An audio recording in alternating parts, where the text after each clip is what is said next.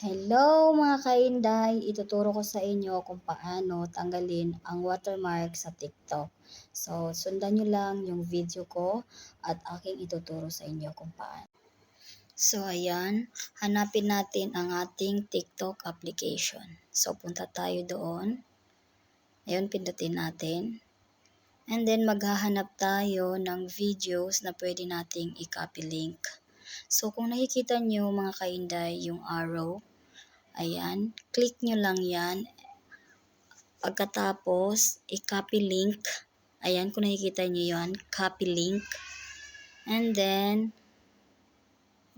back, punta tayo sa ating Google. Ayan, hanapin natin ang Google natin. Ayan.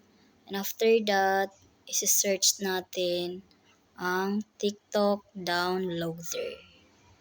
Ayan guys, ayan kasi na-search ko na siya. And then, pagkatapos natin i-search ang TikTok downloader, ayan, loading pa siya guys. Wait lang. Pagkatapos ay madadirect tayo sa Snaptik. Ayan, yung nasa taas po ang pipindutin natin. Kung nakikita nyo yung Snaptik po nasa taas, Snaptik TikTok downloader, yan po ang pipindutin natin. Ayan, pindutin nyo po yan. Wait lang, loading pa po. And then, madadirect po tayo sa TikTok video download without watermark. So, yung link po na kinuha natin doon sa TikTok application, i-copy-paste po natin dito. Ayan, copy-paste. And then, pindutin po natin yung download, yung green color. Ayan. And, ayan na po siya, na-download na po. So, pipindutin natin yung blue color na download para makita natin kung natanggal yung watermark sa TikTok.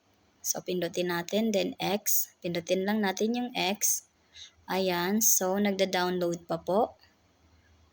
Medyo mahina yung internet natin. Ayan, na-download na ang file. So, buksan natin para makita natin kung natanggal ang watermark. So, ayan na nga mga kainday, natanggal nga yung watermark sa TikTok. So, ganun lang po talaga kasimple kung paano tanggalin ang watermark.